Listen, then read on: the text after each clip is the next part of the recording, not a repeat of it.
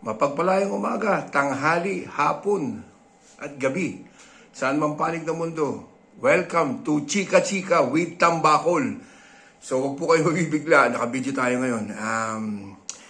Gusto ko lang i-discuss sa inyo, mga kachika-chika with Tambakol. Yung madalas kong nakikita, nababasa, narinig mula sa mga DDS at saka Marcos apologies. Yung lagi nilang sinasabing, tama na, sobra na. Ano pa ba naman ang gusto nyo? Ang tagal nang nakaupo ng mga dilawan sa gobyerno after ng 1986 EDSA Revolution. Matagal nang nakaupo ang mga dilawan sa gobyerno. Kaya nagdesisyon silang iluklok si Duterte noong 2016 at ibalik yung anak ng diktador at mandarambong na si Marcos Sr.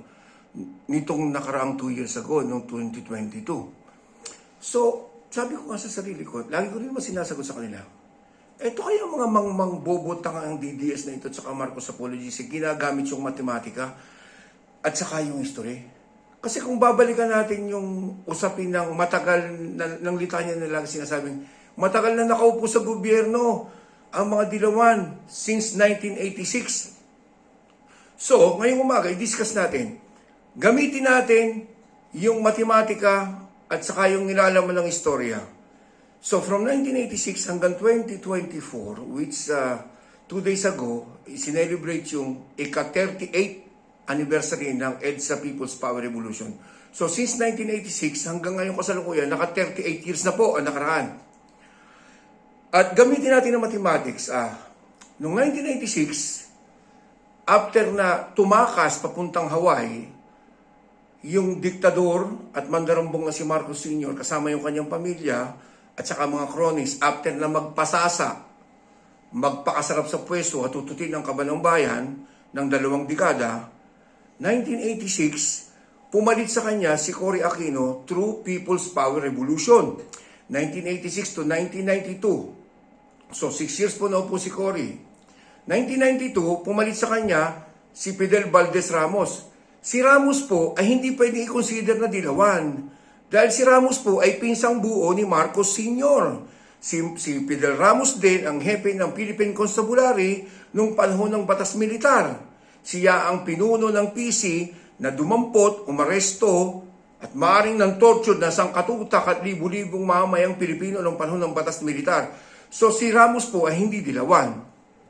So from 1992 to 1998 si Ramos. After ni Ramos, pumalit naman si Erap. Ito pure-blooded Marcos lawyerist din ito si Erap Alam naman natin napakalapit niya sa mga Marcos nung panahon ng 60s at saka 70s hanggang sa matapos ang diktatorya.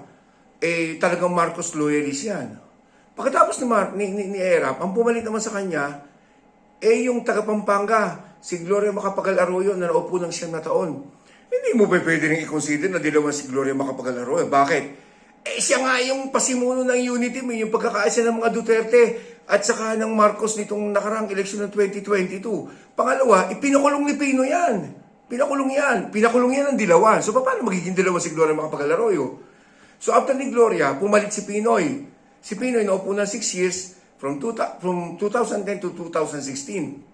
And then, ito na, 2016, pumalit ang pinakamalala sa lahat. Ito yung responsable sa pagpapatay ng mahigit 31,000 mamayang Pilipino. Ito yung laging tulog pag kami mga sakuna. May lindol, may bagyo, wala. Dahil tulog. Tapos yung panahon ng COVID, nawala ito, nagtaguto ng 1 linggo. Pangalawa, ibinaon tayo sa utang ng kupal na ito. Yun yung panahon ng 2016 to 2022. Yung panahon ni Duterte. And then, after ni Duterte, iniupo naman ninyo, iniloglok na naman ninyo yung anak ng Marcos na hanggang 2028. Dahil sabi nyo nga, matagal nang nanungkulan ng mga dilawan, wala naman nangyari sa bansa. Totoo namang wala nangyari.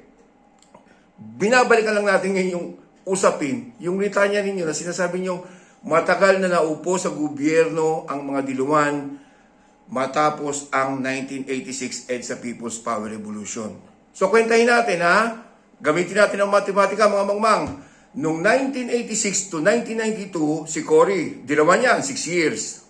Tapos, noong 2010 to 2016, si Pinoy, which is another 6 years. So, 6 years plus 6 years, 12 years. The rest, puro mga Marcos na yun eh. Ha? It's either pinsan ni Marcos. Ha? Marcos loyalist. Tapos, kakampi ng mga Marcos. Tapos, ito pa yung pumalit, yung pinaka-worst nga noong 2016 to 2022. Ito pa yung nagbigay ng Heroes Boreal doon sa magnanakaw na si Marcos Sr. Si Duterte. Another 6 years. Tapos ito nakupo ngayon yung anak. So, 12 minus 38. Ha? Ilan?